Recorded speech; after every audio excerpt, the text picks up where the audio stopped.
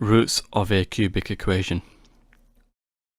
Now over here, a cubic equation of the form ax cubed plus bx squared plus cx plus d equals 0, where x belongs to a set of complex numbers and a, b, c and d are real constants, will always have at least one real root, and it will also have either two further real roots, one further repeated root, or two complex roots. Now, if a cubic equation with real coefficients has two complex roots, then they will occur as a conjugate pair, and we met this before. Now, if the roots of this equation are alpha, beta and gamma, you can determine the relationship between the coefficients of the terms in the cubic equation and the values of alpha, beta and gamma. So let's take a look at trying to show all of this. So as usual, we will begin with our cubic ax cubed plus bx squared plus cx plus d equals 0, and this over here has roots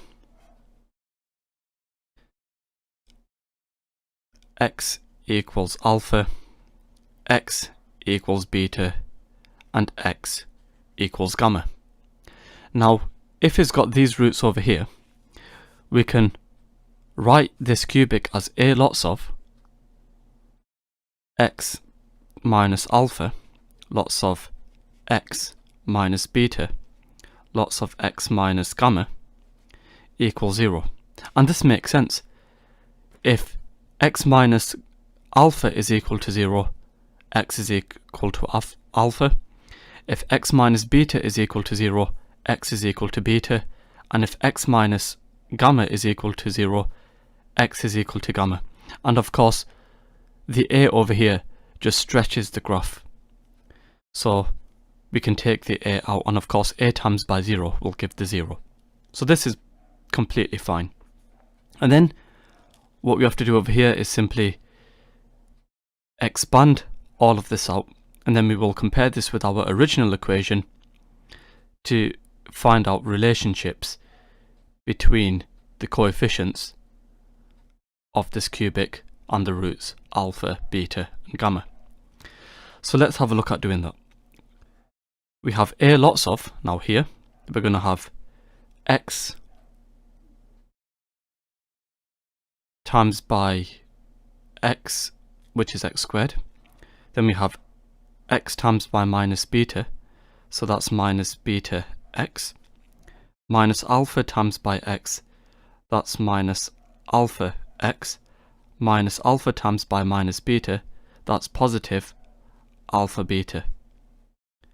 And then we will multiply this by x minus gamma. And all of this, remember, is equal to 0. So we have a lots of, if we expand all of this out, x times by x squared times by x, that's x cubed. X squared times by minus gamma, that's minus gamma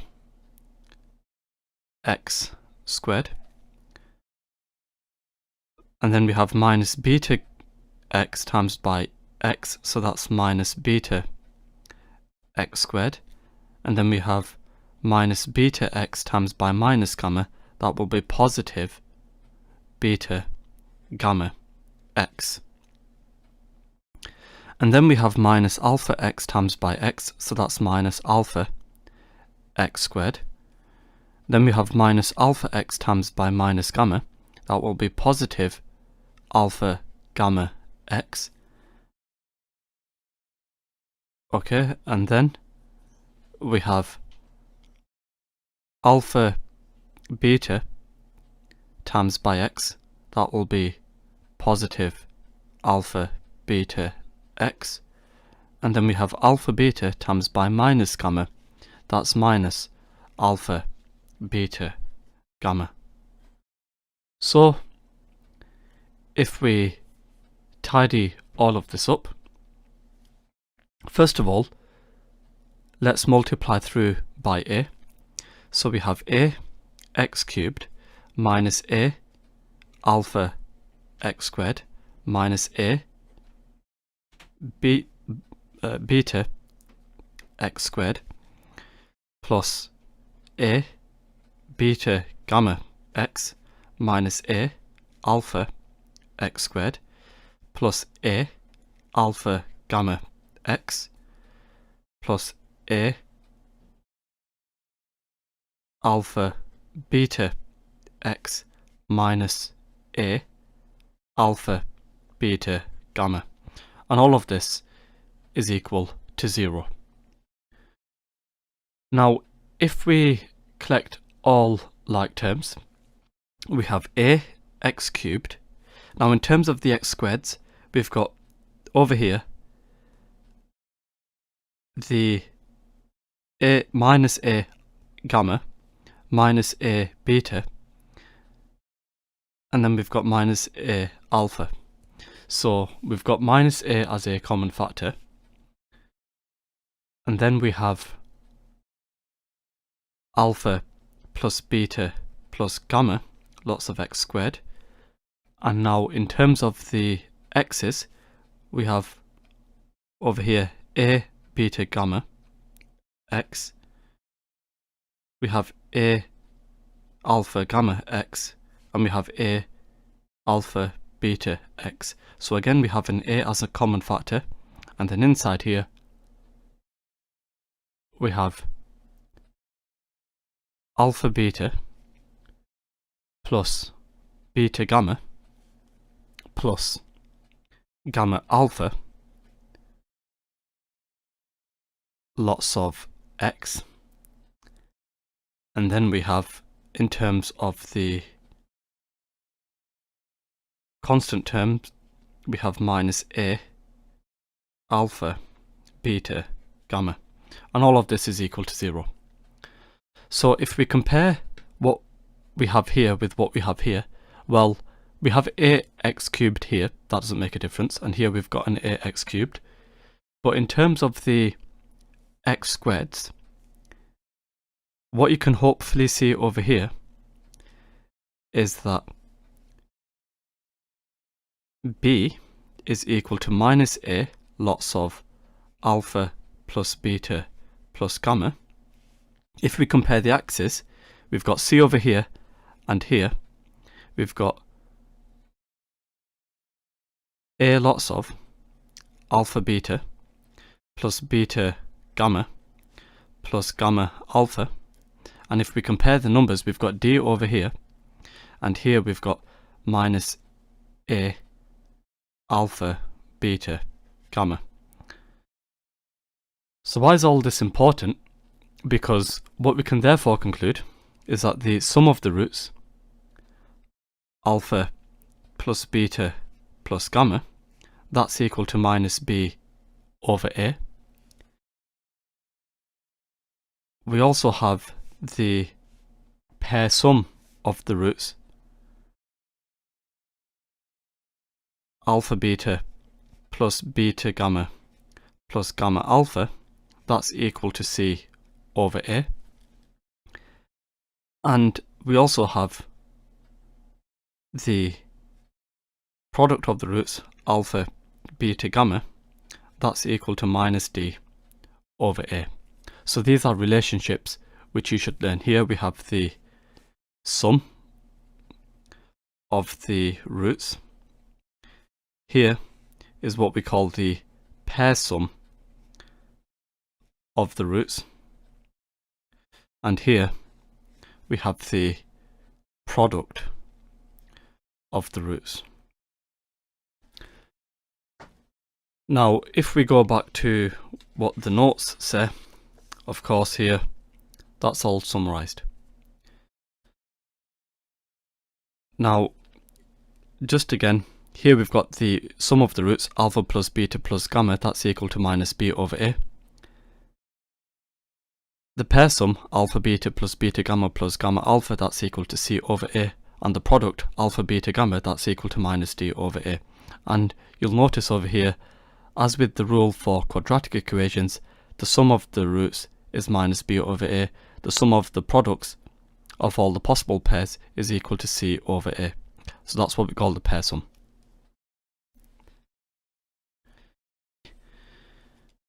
Alpha, beta and gamma are the roots of the cubic equation 2x cubed plus 3x squared minus 4x plus 2 equals 0, and without solving the equation we have to find the values of, for the first part, alpha plus beta plus gamma, for the second part, alpha beta plus beta gamma plus gamma alpha, for the third part, alpha beta gamma, and then here 1 over alpha plus 1 over beta plus 1 over gamma.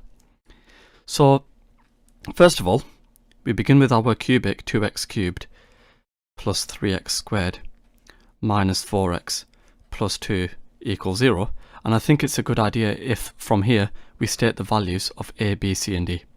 A you can see is equal to 2, b that's equal to 3, c that's equal to minus 4, d that's equal to 2.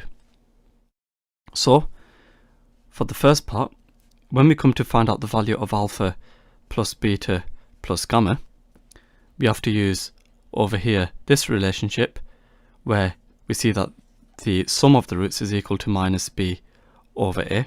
So we have minus b, so we have minus 3 over a, which is 2. Next, we have the pair sum. So alpha beta plus beta gamma plus gamma alpha, that's equal to, as we see over here, c over a. So we have c, which is minus 4, over a, which is 2, so we have minus 2. And finally, we have over here for part c, alpha beta gamma, that's equal to minus d over a. So we have minus d, so we have minus 2 over a, which is 2. So the product of the roots is equal to minus 1. Now for part d, more complicated,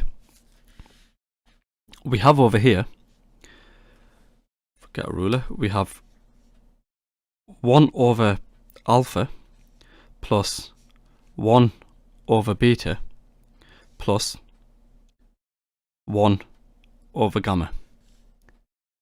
So what we can do to simplify all this, we can write everything over a common denominator, and let's call this common denominator alpha beta gamma. So for the common denominator, you simply multiply through by the lowest common multiple of alpha, beta and gamma, which is alpha beta gamma. Now we think to ourselves, for this term here, what would go on the top? Well, clearly that will be beta gamma. The reason for that, beta gamma over alpha beta gamma, that's just 1 over alpha. And here, what would go on the top to ensure these two fractions are the same? Well, that would be alpha gamma, because alpha gamma over alpha beta gamma, that's just 1 over beta. And over here, we have on the top alpha beta, because alpha beta over alpha beta gamma, that's just 1 over alpha. So we know what over here alpha beta plus beta gamma plus alpha gamma is. We've just worked this out. We worked it out over here to be minus 2. And on the bottom, alpha beta gamma, we worked out over here, that's minus 1. So this over here is equal to 2. The roots of a cubic equation ax cubed plus bx squared plus cx plus d equals 0 are alpha equals 1 minus 2i, beta equals 1 plus 2i, and gamma equals 2. And we have to find the integer values of a, b, c and d. So to do this question, we'd have to use what we learnt over here. We can find the sum of the roots, the pair sum of the roots, and the product of the roots. So let's do that. First of all, the sum of the roots we can write as the sum of the alphas. So this is equal to alpha plus beta plus gamma. So you might see this notation in mark schemes sometimes. So we add up all the roots together. So here we've got 1 minus 2i for alpha, 1 plus 2i for beta, and 2 for gamma. And notice over here, the 1 minus 2i and the 1 plus 2i are complex conjugate pairs. So if we simplify all this, we have 1 plus 1 plus 2, that's 4, minus 2i plus 2i, that's 0i. So the sum of the roots is equal to 4. Let's find the pair sum. The pair sum, sometimes you'll see this being written as the sum of the alpha betas. So we can say here we've got alpha beta plus beta gamma plus gamma alpha. So alpha beta, we have 1 minus 2i times by 1 plus 2i. Beta gamma, so we've got beta 1 plus 2i, gamma, that's 2. So that's beta gamma. And then gamma alpha, we've got plus 2 lots of 1 minus 2i. And now our goal is to simplify all this. So we have here a difference of 2 squares. So we have we've got 1 times by 1, which is 1, minus 2i times by 2i, that will be positive 4.